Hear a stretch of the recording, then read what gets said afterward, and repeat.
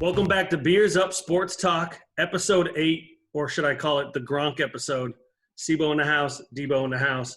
As always, before we get started, what is our drink of choice tonight? Man, I stayed with Juliet. I still have a couple left, so I'm going to enjoy those. She's a tasty beer. She is a tasty lady. And I am still with Progression Brewery probably until I don't know. I'm just going to keep drinking them. Onward, beautiful New England IPA.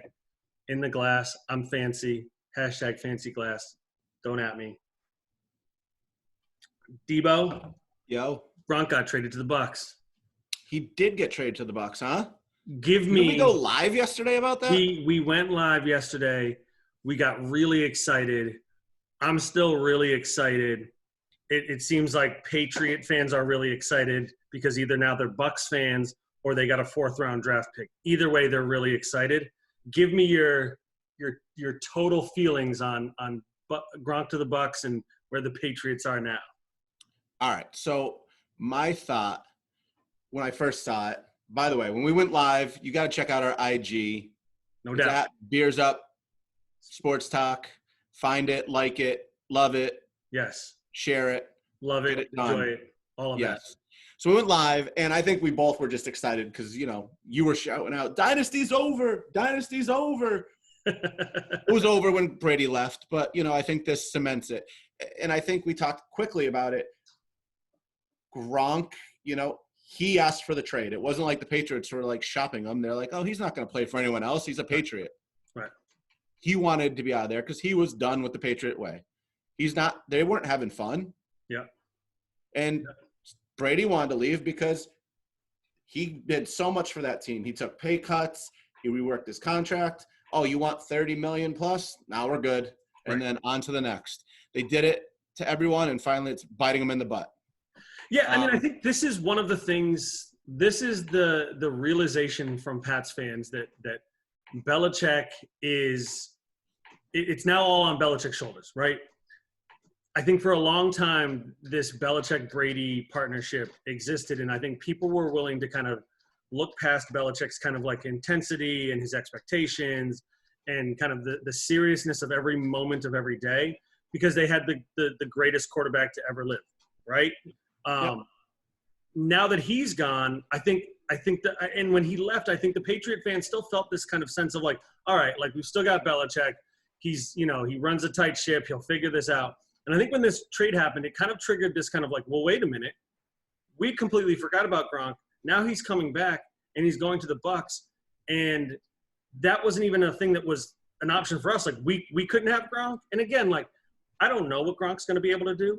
I hope he's able to produce, 75, 80% of what he was as a Hall of Fame tight end. But, I think it's just one of those things, those gut reactions yesterday from Patriots fans are all of a sudden it was not only did we lose Brady, but his favorite target pretty much of all time came out of retirement, is still a professional wrestler, still holds a title, still could get challenged at any time. And now he's going to spike. Gronk spike, and then boom, here comes Mojo Rawley for the roll-up. That guy would get arrested for jumping on an field, but it would make for good TV. It would make good TV. But I think that it was just kind of that instant reaction of oh no, Gronk didn't even want to play for us. He was willing to sit out and not play football anymore. And the minute that he got the chance to come back and play with Tom Brady, he was sign me up. Yeah, so I agree with you there. I think that they are so excited about this 4th-round pick, and I get it. You had a guy who didn't know, but you had a guy who wasn't going to play for you, and there's thinking of it as we got a 4th-round pick for nobody because he wasn't going to play for us. Okay. Go ahead. No. Go ahead. All I was going to say is I've heard that argument. You know what I'm going to say? In the last 2 seasons, they've lost 2 Hall of Famers, and what have they replaced them with? Absolutely nothing. And on top of that, $17 million against the cap this year for Tom Brady and Antonio Brown. So this is what the Patriots have created. Yeah, eat that up. $17 million for those 2 guys. That's why they have no money. That's why this season's going to be really difficult. And look, do I think the Patriots can still win games? Sure. Do I think that they're going to be a competitive team? Yes. But I don't think that getting a 4th round pick for Gronkowski, people should be shouting from the rooftops. for a couple of reasons. One, Belichick hasn't been that good in drafting, in my opinion, in the last couple of years. I think that getting a 4th round pick for Gronkowski is great, but like I also think it's just made people kind of question, why didn't he want to play for the Patriots? And I think it's very clear now that he didn't want to play for Belichick. He didn't want to have to deal with the strictness of everything. This is a guy that's insanely talented. He's now healthy. He's down pounds, so he's probably going to be a little bit quicker. They're probably going to use him not as much as a blocker anymore. He's probably going to be catching a lot more balls. This could be really exciting. If he can stay healthy, this is a dangerous team. Yeah, I mean, I think he's going to play kind of the Aaron Hernandez role that he played before. Faster, whatever. I mean, without his pass, he still had talent, right? Right. I mean, he's going to be that a little bit faster, like we said, and I think he's going to be able to do things that he wasn't able to do before.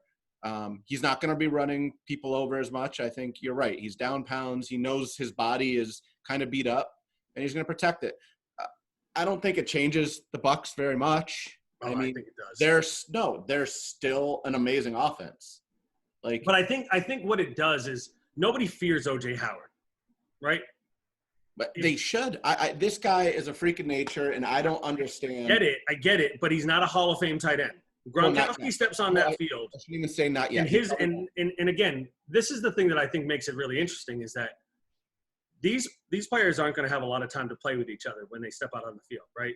There's not going to be a lot of time for them to learn each other's game, to figure out their little ticks, what they like, what they don't like. Gronk already has all that. Like Tom Brady and Gronkowski are going to step out on that field week 1, and they're already going to know what they're going to do. And the minute they start connecting, those sidelines are going to open up. And Mike Evans is going to be just torching folks down the field. I don't think that O.J. Howard's a bad player, but he's not going to command double teams like Gronkowski is going to. Like if he shows any type of skill from what he was doing a couple of years ago, double teams are going to happen right away, and then those receivers on the end they're going to go bananas. Yeah. The second part of your question was, what does this mean for the Patriots? It means they're drafting a quarterback this year. Yeah. There's no doubt, and I think, and this isn't even my hot take because we're going to get into those, but I think they're gonna trade up. I'm not saying I see everyone saying, "Oh, he's going to trade up and get Tua." That's not happening. Like. Maybe I think I will say something kind of in the same vein. This is someone like Fromm. That Fromm's out there. You got Love. You've got guys out there. What I was going to say is I think this is the most important draft for Bill Belichick ever. Again, this guy wasn't the GM in the early years. He took over as GM when I don't even remember the guy's name, but whoever it was that left, and I don't think he's been very good. And he tends to want to trade back. He tends to want to pick up extra draft picks. He wants to always have a ton of picks, and he wants to find these diamonds in the rough because he knows he can bring them along. He can take his time. I don't think he can take his time. And yes, he needs a quarterback, but also even if he drafts a quarterback, who's he throwing to? Right? You got the first round draft pick from last year. If he's healthy, if he's able to get on the field. Yeah. You've got Edelman, though I assume Edelman is probably feeling some kind of way right now. Plus, the guy's not the youngest guy in the world. You don't really have a tight end to throw to. You don't have any, weapons.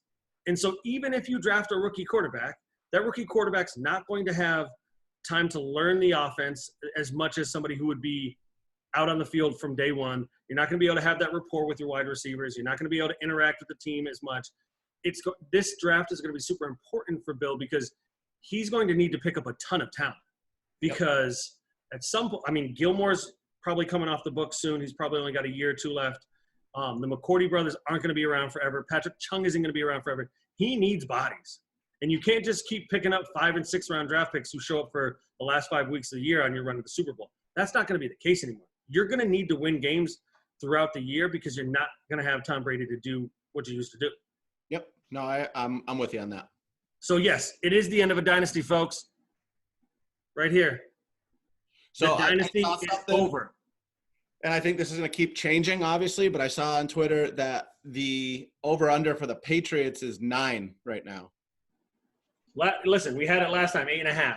8.5 before they had Gronk. And so it was Patriots at 9 and the Bills at 8.5. Fun. Have at it. But you know what? Bills for the win. The dynasty is over. It's over. Bill Belichick probably be out of New England in a couple years. They're going to run him out of town. I think so.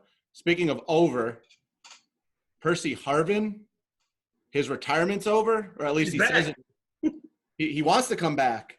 He hasn't played since March 2017, where he played 2 games for the Bills. Yeah. And then was like, I'm good. Well, he got hurt. Tons of injuries, migraines. Hip injuries, man. Hip injury, right? But an absolute burner when he's healthy. Like he was Tyreek Hill before Tyreek Hill, right? Like he was the guy that when he was drafted, they were like, we're going to put him everywhere on the field. Yep. Like he can line up everywhere. He can be in the slot. He can be out wide. He can be in the backfield. We're going to run reverses. This guy's going to be getting the ball everywhere. Yeah. And he was super dynamic. I mean, if he wants to come back, great. But I don't know. I mean, who takes a flyer on him? A bad team or a good team? Where does he fit? So here's the question, because I don't know how this works. First off, I mean, he retired after 2 games, which means did he finish his contract out? Is he still under contract with the Bills? I don't think so. I don't think he's still under contract. And does it work where if you retire and you have 2 years and you wait 2 years, that's the 2 years that you had left? Or are you still under? No, I think you're still under contract for whatever. But I assume the contract he signed with the Bills was probably a 1-year deal. There probably wasn't a lot of guaranteed money. And I can't imagine that he's still under contract with them. And listen, if he goes out there and he shows he can still do it, that's great. He's not going to be the burner that he once was. I mean, this is a guy that's probably going to be like a 4th or 5th wide receiver. I mean, the guy's not going to be a 1 or 2 or 3, right? No, you wouldn't think so. I mean, could he have those games? Of course he could. Would you, and I'm not saying for the Bills, but would you see a team taking a chance and bring him into camp at least? Yeah, so who did he play for? He played for the Vikings, right? He played for the Seahawks. And I could see the Seahawks taking him. I mean, I feel like Pete Carroll's the kind of guy that's like, I know this guy. He knows our system. He's been a part of the team before. We can bring him back and he can be a mentor / 4th or 5th wide receiver. They got DK Metcalf, the young guy on the team that's kind of starting to come into his own. I feel like that would make sense. Maybe with a veteran quarterback, maybe the Saints bring him in just for depth. I don't know. He's got to be on a team that's going to throw the ball a lot. And I know most NFL teams throw the ball a lot. They throw the ball a lot and also do a lot of things with guys his size, in motion that are going to move, that are going to be doing reverses every other play and stuff like that. I don't know. Happy to have you back, Percy. But I don't know what you're going to do. Now, the NFL draft starts tomorrow night. First round. Let's do a hot take. What's your hot take for the first round tomorrow night? Number 1. No. Joe Burrow's not going number 1, or he is going to go number 1. So I was not going to go with a Packers hot take, but they're going to trade into the top 15 and draft one of the top wide receivers. Okay. What's their draft pick right now? What's their number? 30. They have 10 draft picks. Okay. Don't have a lot of money to spend on draft picks, to sign all these people and then maybe even fill in some of the free agent holes. So I think they are going to try to make a splash. They need a receiver, get that offense going. And if that offense can keep up with, they don't have to worry about the defense as much. Well, that would be my question to you. I mean, is it worth sacrificing 2 or 3 draft picks to get a wide receiver and have your defense kind of stay as is? Do you feel strong enough that defense can hold a lead, can protect a lead, can get stops when they need as is? I mean, other than the 49ers, they really did that. Mm-hmm. If you think about it, they went 13-3. Granted, they didn't play the best offenses. Right. Struggled against LA, I think it was. It was LA and San Francisco because they had to go out to California 3 times. Right. Those were the games they really had a hard time with. I think if you can make San Francisco have to throw because now you're keeping up with them. Right. I think getting that wide receiver and giving someone on the other side of Adams would be huge for the Packers. Right. I mean, remember you had Jennings, you had Driver, Jordy, Jermichael Finley, James Jones. You had 5 people that could just go out there, interchangeable. Right. That offense was really hard to stop. I mean, I think in today's NFL, with as much as you're throwing it, you need two legit receivers. You probably need a pretty good tight end mixed in there too. You need a running back that can catch the ball consistently. Like, you can't go Devontae Adams and whoever is hot this week, right? No, I agree. But the only thing with Rodgers has never been a tight end guy. Like, if you look at all the tight ends, and he had Jermichael Finley before you guys, he had a couple good seasons, but never had that big 80, 90 catch season. He had 60 and a lot of yards or a lot of touchdowns. It never was one big season. But when you have that many receivers, you don't have to do that. Right. That's true. That's true. No, I think that's smart. I mean, I think if they can get a number one guy, a guy that can give Adams a break, yep, so he doesn't have to catch 15 passes a game, or even doesn't have to get double teamed the whole time. Right. And there's some studs up there in the first round. There are the 2 from Alabama. Mm-hmm. You getting excited just thinking about it? I am, man. Just yeah. What about you? What do you got for? I mean, it's cheesy, but I'm going with the Bills, and I probably wouldn't have gone with the Bills for my hot take, except today I kept reading about how all these teams are trying to trade up into the first round to get offensive tackles, and so I know that Brandon Beane and that front office, they're aggressive, they're strategic, they're about taking best available, but they also are very cognizant of like how that best available is going to fit within their scheme, fit within their team.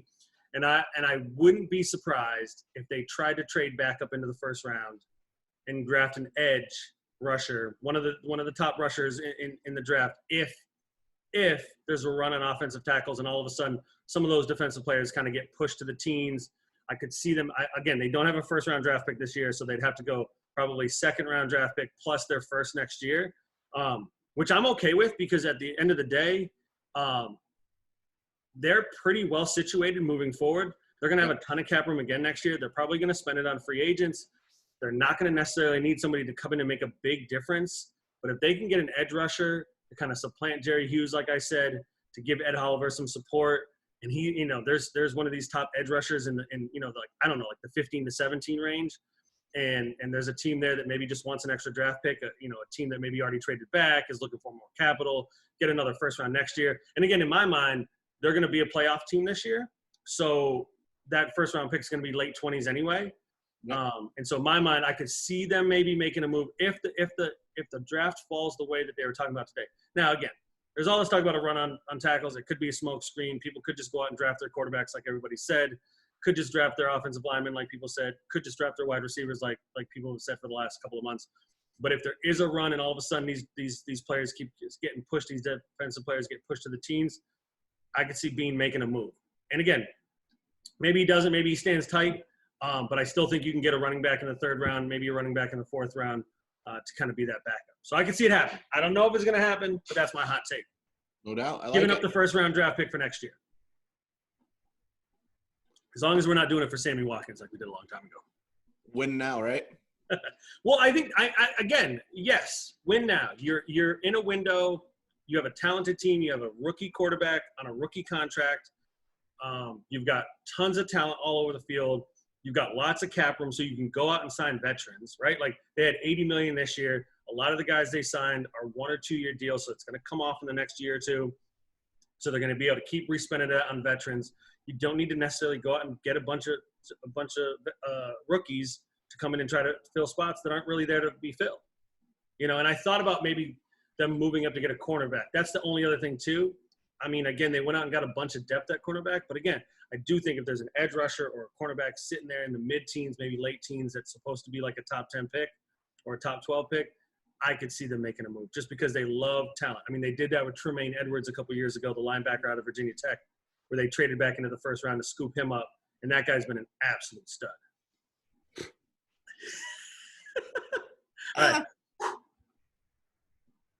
All right, last up, MLB, Major League Baseball, is being sued. They're not playing games. They're not really doing anything right now, but they're being sued. A couple of fans a couple of fans are suing them because they want their money back for tickets that they bought for the season. Now, when I first heard this story, I was like, all right, we'll just give them their money back. Right. Like this is easy. But then you get into the weeds of it, and Major League Baseball has postponed their season, right? They have not canceled their season. They have not canceled it. It's not over. The idea is that they're still going to play. And so I think their idea must be, well, if we postponed it, the games are going to get played, and you don't need your money back because you're going to be able to go to those games. Now, there is a chance those games are not played in the cities or towns that they're supposed to be played in. Correct. And so, and I think you and I were talking about this before we got started. These folks sound like a couple of people who are trying to make a whole lot of noise so that everybody else gets really loud about it, and they maybe get a little bit of money on top of the money that they're supposed to get back. I don't really understand it. I think at some point MLB or these teams are just going to cut these guys a check and tell them to go away. Yeah. What's your take on this, D? I'm trying to put myself in this situation. Like if I had season tickets to the Atlanta Braves, okay, that's not really as expensive. Do we know where these? So it was a 20-game package for the Mets. How many games? And then 6 tickets for a Yankees-Red Sox game, or something like that. That cost like $900. First of all, wow. You overpaid. Second of all, the other one, you bought Mets tickets. 20 games for the Mets. What a waste. They suck. It's a lot. Listen, it's like support your team. I mean, whatever. We're talking about $2,500, right? It's like $1,700 for the Mets tickets, $900 for the Yankees Red Sox tickets. Here's my thing. People are just trying to make a fuss. So I'm putting myself in the position. If it was me personally, and I was like, "Oh, I just bought $2,500 worth of tickets," financially, I'd be like, "Yeah, kind of want my money back," but right. I also wouldn't do that because I don't have $2,500 to drop on tickets. Well, so and the other thing is, you're also going to go ahead. Yeah. If you have the $2,500 to spend in, I don't know, say February to buy these tickets, whenever they bought them. Yep. And it's not affecting you now, why not wait until you find out what's going to happen with the season? I think that's the biggest thing is like, if it gets canceled, they're going to get their money back or credited to next year. Right. Would be my guess. I mean, you can't just say, "Oh, it's our money now." So I would say that's probably what I would end up being like, okay, let's see what happens. And so we were supposed to go to Method Man and Redman. Hell yeah. They postponed it. And I was like, "Oh, I'd like my money back." And they're like, "Well, it's postponed, so there's no refund. We'll only refund you if it's canceled."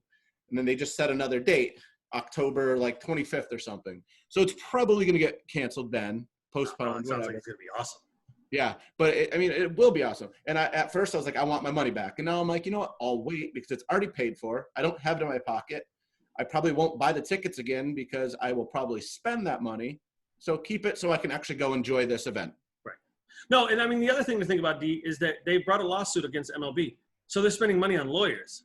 And so they're going to spend a whole bunch of money, I assume, unless they're lawyers, which wouldn't surprise me if they are. But they're going to spend a whole bunch of money on lawyers. So obviously they're trying to make a big stink out of this.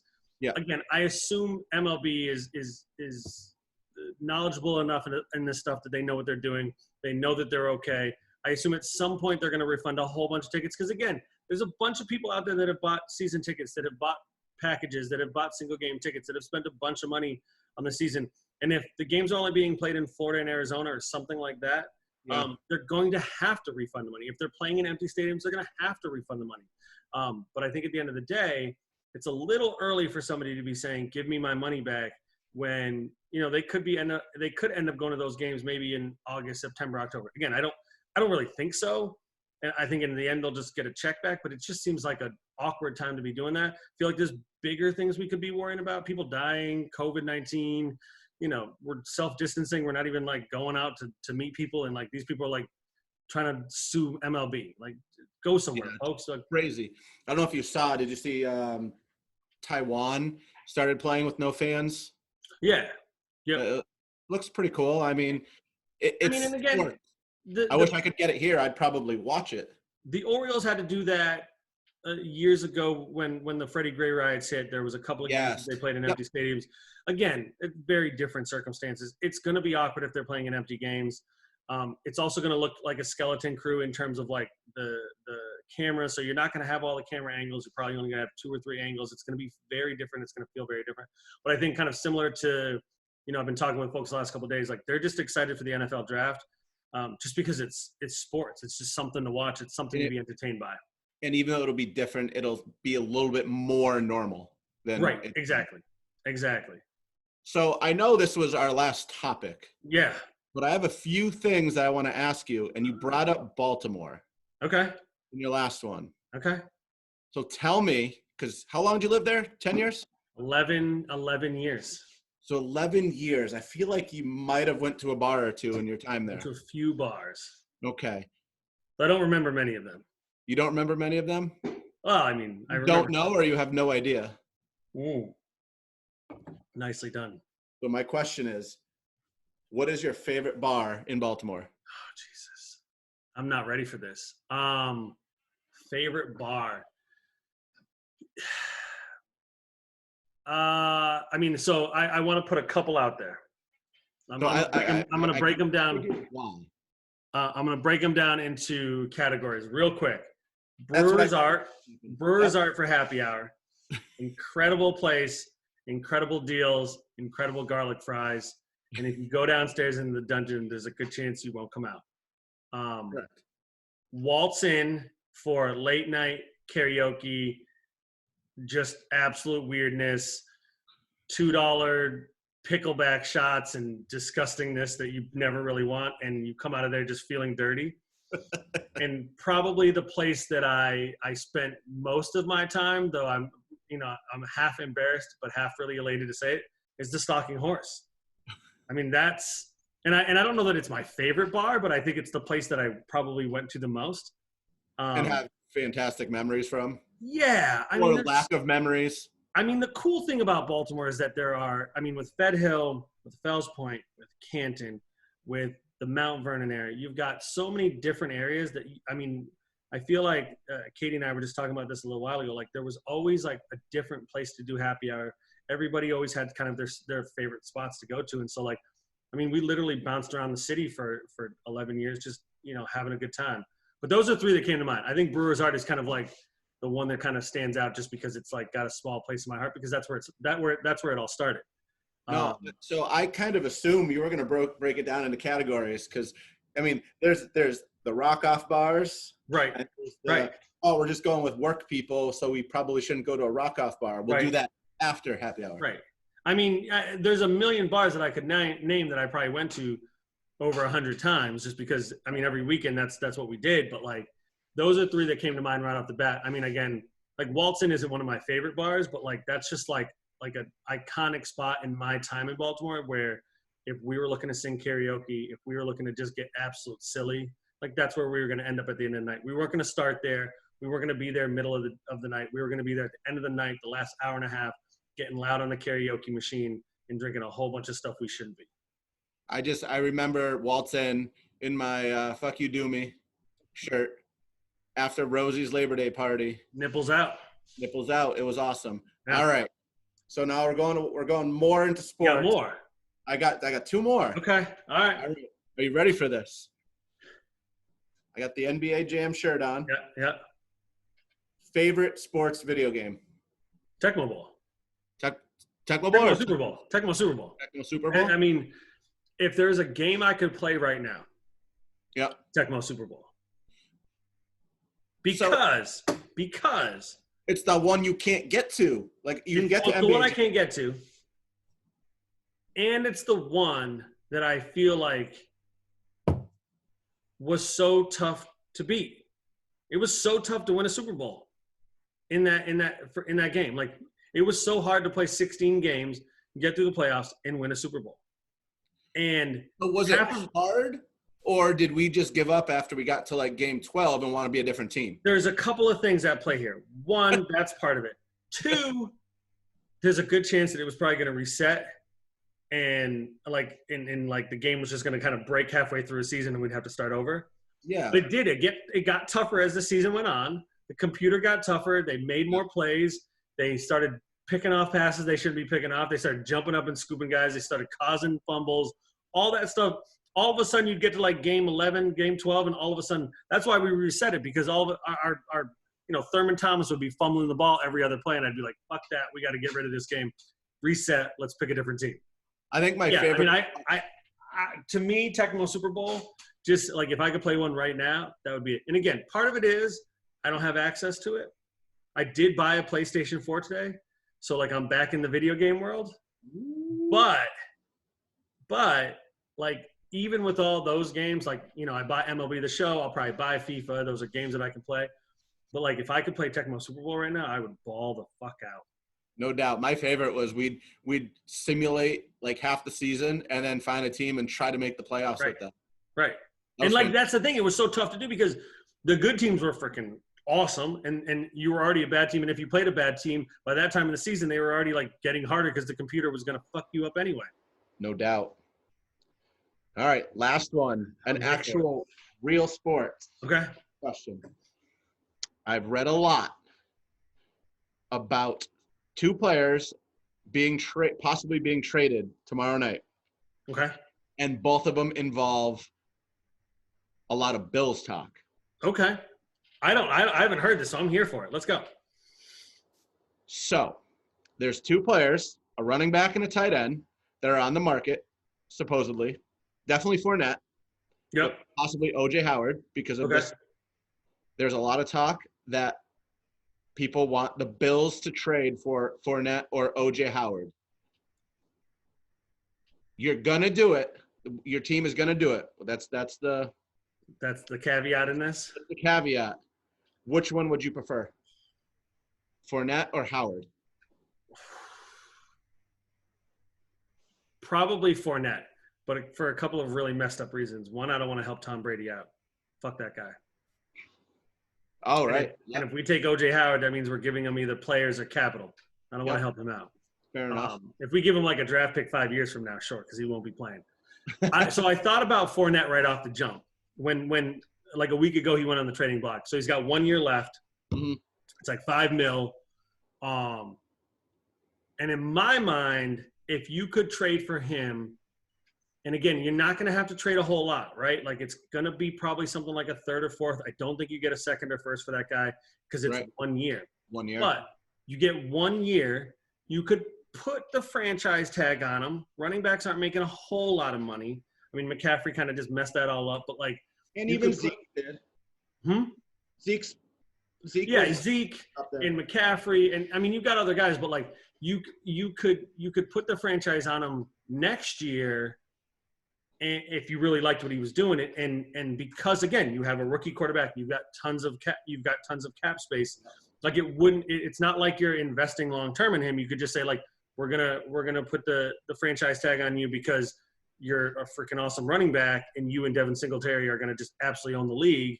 So like I actually kind of dig the Fournette thing. If it was a 4th round draft pick for Leonard Fournette and the Bills could scoop him up, I would say like don't even blink, take it. Even if it was a 3rd round, because one of the things we need is a running back. So like again, in my mind, if we're trading up trading our 2nd round pick and we don't have to give up that 3rd round pick, which I probably think we have to, but like if that was still sitting there, and we could grab Fournette, I would take him in a heartbeat. That guy's a stud. Like, he's an absolute stud. Really Whatever Doug Marrone's doing down there, like, they basically just running him into a brick wall. That guy in college was incredible. Like, he was ridiculous. And obviously Singletary was able to find holes and lanes in the offensive line. I think Fournette could do that well. And with those two guys on the field, like, they would be freaking monsters. Yep. And again, like I said, you could franchise tag him for a year. And what's that going to be? Probably like $9 million? You think 12? Well, I mean, 16 for McCaffrey, 15 for Zeke. Then it's the top 4, right? So you figure top 5, maybe? Top 4 or 5. So you figure like 12 million, maybe. Yeah, fair enough. And so, like, again, they're going to have the cap room. They're not going to have to re-up too many people next year, I don't think. And so, like, in my mind, it just makes sense. Like, you can keep this guy basically on a 2-year, $18 million deal. Fournette's, when healthy, when doing what he's supposed to do, probably one of the best running backs in the league. So, like, to me, it makes a lot of sense. O.J. Howard, I don't know. Like, I don't know and this is going to sound really weird. Like, I don't know that Josh Allen needs more weapons to throw to. Yeah. Like No, that I get guy, it. we were talking about it earlier, like before we started, like he's a good quarterback, but he's not the most accurate. He's still kind of learning the position at the NFL level, and like he's going to have three wide receivers that he can throw to. I don't think that bringing in Howard like is it's not a bad thing. Like obviously they'd be a better team, but I think they've got tight ends that they like. Well, Dawson Knox is and they still have, I think they still have, is it Croft, the guy from Cincinnati? Yeah. They still have him. I think they re-upped him or worked with his salary a little bit. So they've still got those two guys. They like those guys. I mean, bringing OJ and Howard obviously makes them better, but Fournette, oh my God, I would take that guy in a heartbeat. I mean, I'd give the 3rd round pickup for him because, again, I think you could get 2 years out of him and, for a decent price. And, again, if he's a stud at the end of that and you want to, like, talk about maybe signing him to another deal, you could, or you just let him go and let Singletary be the guy. Again, like you said earlier, we're in win mode now or win now mode. So, like, if you can get Fournette for a 3rd or 4th round pick, take it. Yeah, I'd take that in a heartbeat. That would be fucking money. Yeah. Money. Oh my God, I would eat that up. Give me Fournette, especially any chance to fuck Doug Marrone. That guy's a punk. He's a clown. Jacksonville should have dumped that guy a long time ago. Well, tell me how you really feel. Listen, the last thing I want to say. Yeah. Because I didn't go hard on the Pats. I didn't go hard like I went last night. I could have, but I kept it under control because this is a professional thing we're doing right now. But those bandwagon fans, and they're coming hot. Good luck, y'all. Way to jump ship the minute shit went down. The minute Tom Brady leaves, Gronk goes to the Bucs, everybody's jumping ship. Everybody's jumping ship. The dynasty is over. The Patriots are going to be dead in a couple of years. Nobody's going to be going to the games. Nobody's going to be wearing jerseys. Nobody's going to be talking about them. And I'm going to be the happiest man in the world. It's all over. Just had to say that. All right. Parting shots? I think that you took us out on a good note there. All right, y'all. Till we see you again. Beers Up Sports Talk. Drink your beers. Listen to the podcast. Like us on iTunes. Subscribe on iTunes. Give us that 5.0 rating. We'll see you next time.